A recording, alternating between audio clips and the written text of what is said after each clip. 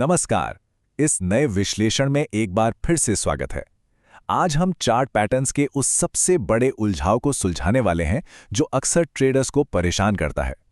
होता क्या है कि चार्ट्स पर ढेर सारी अजीबोगरीब लाइंस खींच दी जाती हैं और फिर सब कुछ एकदम कंफ्यूजिंग हो जाता है।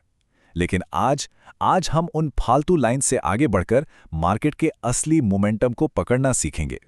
अब सवाल यह है कि चार्ट पर खींची गई वो एक सिंगल लाइन आखिर इतने सारे शुरुआती ट्रेडर्स को हर बार कैसे फंसा देती है। मतलब रैंडम लाइंस खींचना अक्सर भारी कंफ्यूजन और गलत ट्रेड्स की ही वजह बनता है। तो चलिए सीधे इसके अंदर गोता लगाते हैं और इस प्रॉब्लम का असली सॉल्यूशन निकालते हैं। Section 1, the floor and ceiling. यहां से सपोर्ट और रेजिस्टेंस का एकदम बेसिक फंडा शुरू होता है। इसे थोड़ा ऐसे इमेजिन करते हैं। मान लेते हैं कि कोई फर्श पर खड़ा है। वो फर्श क्या कर रहा है? उसे नीचे गिरने से रोक रहा है ना? बस यही सपोर्ट है, वो एरिया जहां भारी बाइंग प्रेशर की वजह से प्राइस और नीचे नहीं गिर पाता। और इसके उलट अगर कोई जंप करता है तो सिर छत से टकराएगा और वापस नीचे की तरफ आ जाएगा। ये है रेजिस्टेंस, जहां सेलिंग प्रेशर इतना हावी होता है कि प्राइस को ऊपर जाने से रोककर वापस नीचे धकेल देता है। उदाहरण के लिए 50 और 100 के लेवल्स को ही ले लेते हैं।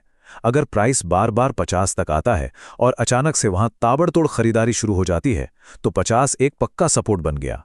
मतलब ट्रेडर्स को 50 के भाव पर खरीदारी करना बहुत पसंद आ रहा है। और जैसे ही प्राइस 100 को छूता है, धड़ाधड़ प्रॉफिट बुकिंग, बिकवाली शुरू। इस तरह 100 का लेवल एक ठोस रेजिस्टेंस बन जाता है। ये ऐसे साइकोलॉजिकल लेवल्स हैं जहां बार बार भयंकर रिएक्शन देखने को मिलता है। अब आते हैं सेक्शन 2 पर, द बिग प्लेयर इम्पैक्ट। असल में इस पूरे मार्केट को चलाता कौन है? यहां एंट्री होती है बिग प्लेयर्स की, यानी वो बड़े इंस्टीट्यूशनल इन्वेस्टर्स जो करोड़ों में, मिलियंस और बिलियंस में अपने बड़े बड़े ऑर्डर्स लगाते हैं। देखिए, छोटे मोटे रिटेल ट्रेडर्स मार्केट को रत्ती भर भी मूव नहीं करते। ये इन बिग प्लेयर्स के विशाल ऑर्डर्स का भारी भरकम वॉल्यूम ही है जो असल में इन मेजर सपोर्ट और रेजिस्टेंस बाउंड्रीज को खड़ा करता है। और ये बात एक बहुत ही शानदार फैक्ट को सामने लाती है। एक बहुत बड़ा इंस्टीट्यूशनल ऑर्डर कभी भी किसी एक सटीक पिन पॉइंट प्राइस पर पूरा हो ही नहीं सकता। ये सोचने वाली बात है कि अगर किसी बड़े प्लेयर को 100 रुपए के भाव पर लाखों शेयर्स खरीदने हैं तो क्या उसी एग्जैक्ट पल 100 रुपए पर उतने ही सेलर्स बैठे होंगे? बिल्कुल नहीं। इसलिए उन्हें अपने इतने बड़े ऑर्डर्स को एक पूरी प्राइस रेंज में फैलाना पड़ता है।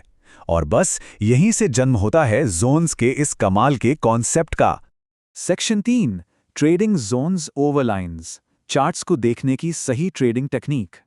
अगर इसे कंपेयर करें तो एक तरफ हैं वो पिन पॉइंट लाइन्स जो सिर्फ दिमाग खराब करती हैं, चार्ट्स पर गैप्स छोड़ती हैं और अक्सर फेल हो जाती हैं, और दूसरी तरफ हैं प्राइस जोन्स जो इस भारी वॉल्यूम को कैच करते हैं, जैसे 95 से लेकर 100 तक की पूरी रेंज को कवर करना। जब चार्ट पर ऐसा 5 पॉइंट का जोन प्लॉट किया जाता है ना, तो सिंगल लाइन से होने वाला सारा कंफ्यूजन और वो फेक ट्रैप्स हमेशा के लिए खत्म हो जाते हैं। ये तरीका लिटरली कहीं ज्यादा सटीक है। प्रोफेशनल ट्रेडर्स का एक बहुत ही गोल्डन रूल है, ये बात बहुत ध्यान देने वाली है। सपोर्ट और रेजिस्टेंस के लिए कभी भी एक सिंगल लाइन मार्क न करें, हमेशा एक जोन बनाएं। वो हमेशा चार्ट्स को इन चौड़े, अच्छे से कैलकुलेट किए गए एरियाज के नजरिए से देखते हैं, किसी एक जादुई पतली सी लकीर के भरोसे कभी नहीं बैठते। सेक्शन 4, ब्रेकआउट्स एंड ब्रेकडाउन्स, यानी जब कोई नया ट्रेंड पूरी ताकत से जोर पकड़ता है। अब ये ब्रेकआउट या ब्रेकडाउन आखिर है क्या? सिंपल है, जब प्राइस पूरी ताकत लगाकर रेजिस्टेंस की छत को फाड़कर ऊपर निकल जाए या सपोर्ट के फर्श को तोड़कर धड़ाम से नीचे गिर जाए।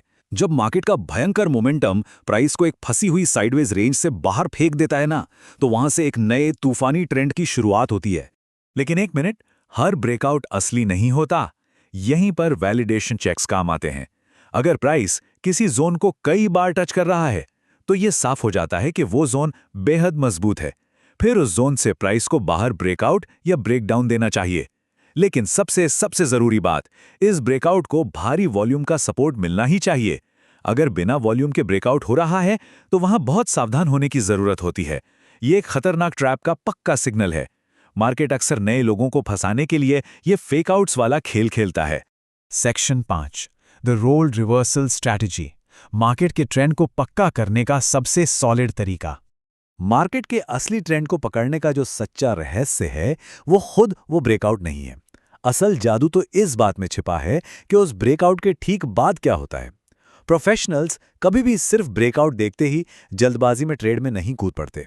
वो एक बहुत ही खास कंफर्मेशन का इंतजार करते हैं। और ये कंफर्मेशन एकदम set step by step sequence में चलता है। स्टेप 1 ब्रेकआउट, जहां प्राइस जोन को तोड़ देता है। स्टेप 2 द रीटेस्ट, जहां प्राइस वापस उस टूटे हुए जोन को चेक करने आता है। और स्टेप 3 द वैलिडेटेड ट्रेंड, जहां वो जोन प्राइस को मजबूती से संभाल लेता है और वापस पुराने जोन में नहीं जाने देता। यही वो धैर्य, वो पेशेंस है जो किसी को भी झूठे फंसाने वाले मूव से बचा लेता है।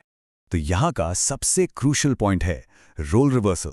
ये वो टर्निंग पॉइंट है जब एक टूटी हुई रेजिस्टेंस की छत रातों रात एक नए सपोर्ट के फर्श में बदल जाती है, या फिर कोई टूटा हुआ सपोर्ट का फर्श एक नई रेजिस्टेंस की छत बन जाता है।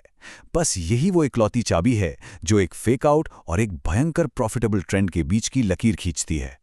सोर्स मटेरियल में इसका एक बहुत ही गजब का लाइव एग्जाम्पल दिया गया था। वहां इसी रोल रिवर्सल को पहचाना गया, जहां एक टूटा हुआ सपोर्ट अचानक रेजिस्टेंस में बदल गया था और वहां एक बढ़िया शॉर्ट ट्रेड लिया गया।